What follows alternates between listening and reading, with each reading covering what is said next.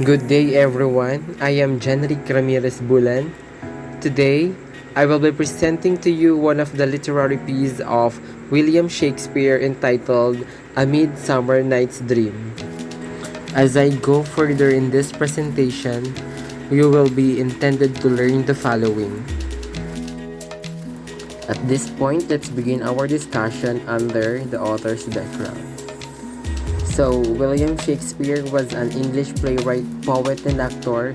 He is widely regarded as the greatest writer in the English language and the world's greatest dramatist. He was born on April 26, 1564 at Stratford-upon-Avon, United Kingdom.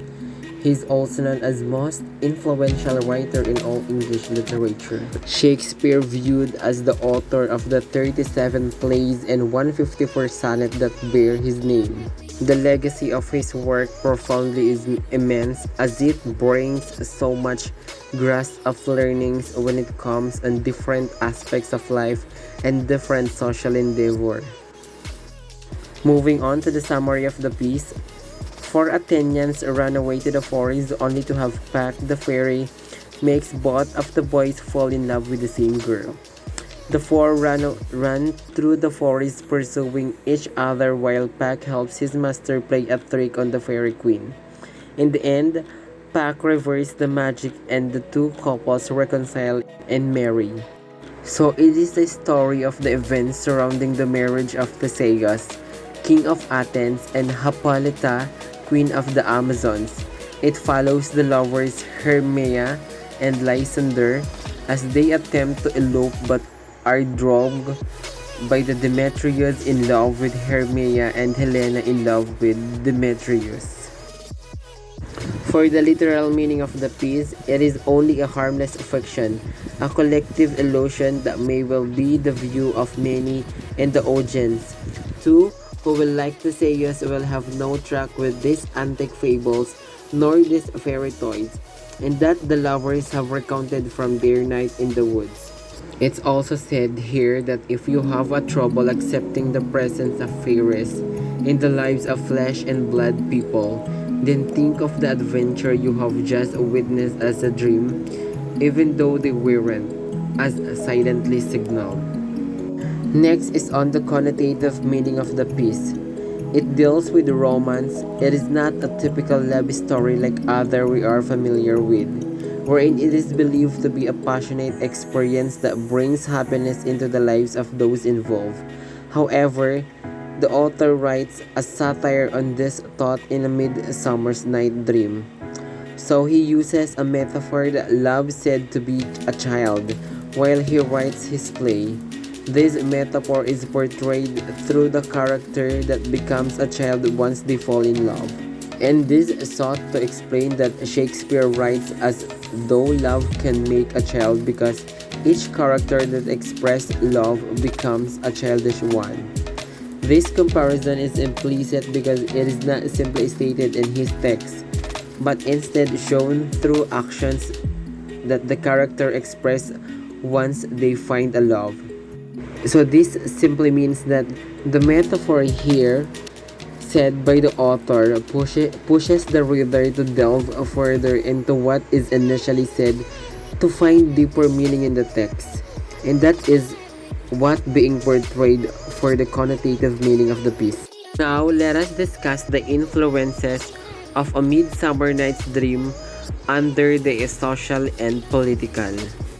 So for the social influences of the piece, it's just said that throughout the events of Midsummer Night's Dream, the characters experience social harmony in three forms, namely prosperity, distraction, and regeneration, wherein through this, the character enjoy having the sense of prosperity, social harmony, as it greatest adventure during this time.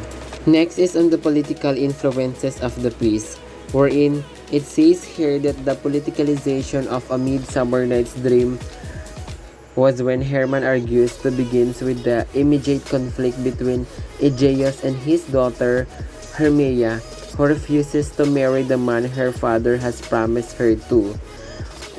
However, Aegeus Aegeus storms onto stage to demand that Theseus maintain the law by punishing his daughter, specifically exclaiming that the only fit punishment is death.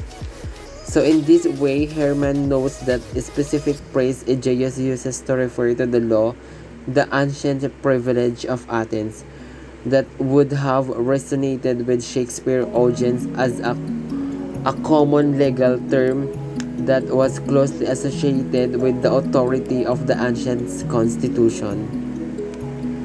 Next is on philosophical influences, wherein the philosophies that we can relate to this play are Romanticism, Humanism, and Paroxysm, wherein in Humanism it is about freedom to choose or free will and the power to solve their problems. We can relate Humanism to the part where Lysander and Hermia decided that they will run away and live together peacefully. For the historical influences, it pertains here that A Midsummer Night's Dream encapsulating elements of change and volatility within the real and fantasy worlds as character experience the ethereal. While on sociological influences pertains that William Shakespeare uses his wordcraft and character as outlets addressing social issues, race, class, or gender, wherein through his plays he emulates the real world and is able to manipulate his worlds to allow his audience to see everything from all sides.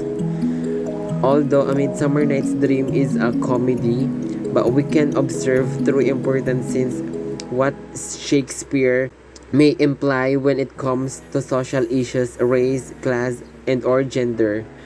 Moving on to the author underpinnings, the play A Midsummer Night's Dream was written around 1594 to 1596 by William Shakespeare. It is one of the world's greatest playwrights, if it not the best, born in 1564 and he died 52 years later just after the turn of the century.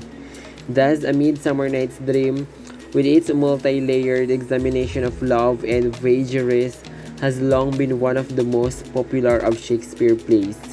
So here are those lines, phrases in the text where it has used different literary devices. She lingers my desire, like a stepdom or a dowager long withering out of a young man revenue. So it refers to a simile because it has the comparison of two unlike things using the words like or as. To whom you are but as a form in wax, by him imprinted and within his power, to leave the figure or disfigure.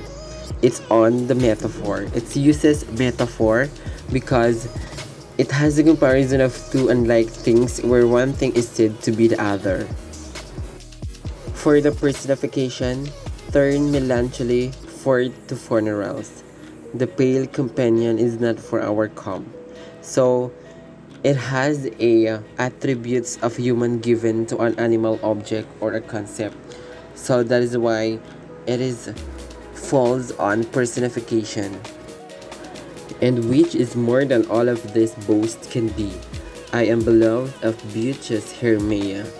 So this phrases uses irony of literary device wherein discrepancy between actual circumstances and those that would seem appropriate is discrepancy between what one anticipates and what actually come to pass. So that is why it falls on irony. With bracelets of thy hair, rings, gauds, conceits, knocks, trifles, nosegays, sweetmeats, messenger of strong prevailment in unhardened youth. So this praise is on the symbolism because it used a literal part to represent more than what it is.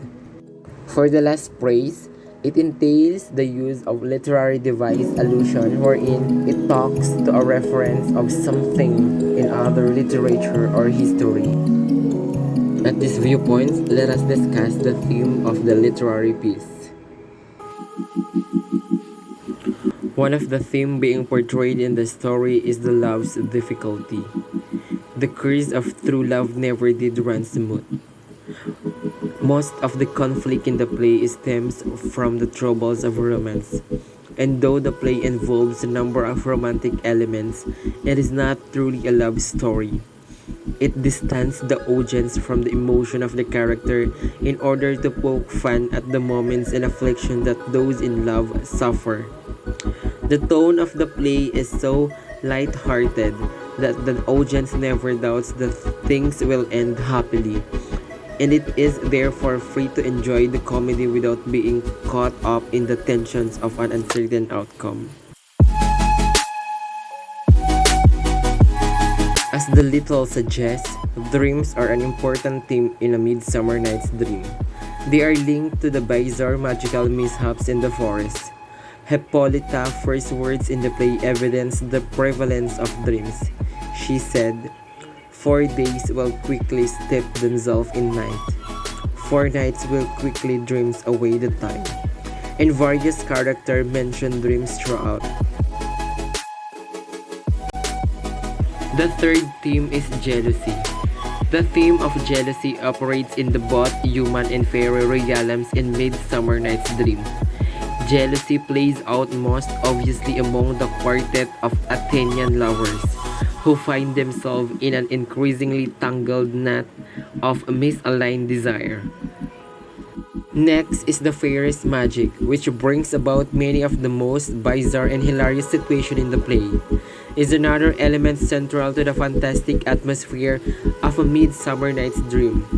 Shakespeare uses magic both to embody the almost supernatural of love, symbolized by the love potion, and to create a surreal world.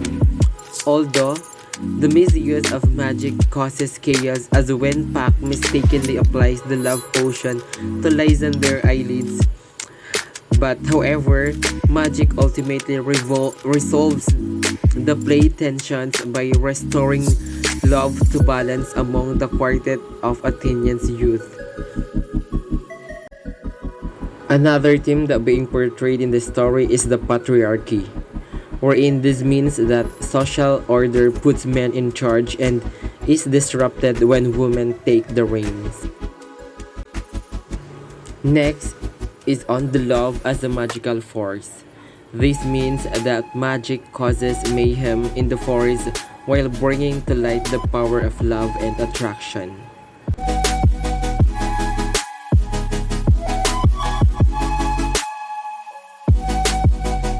And lastly is on the order versus disorder, which means Athenians lost, demand, and cause tragedy, but in the woods, disorder delivers an unexpected blessing.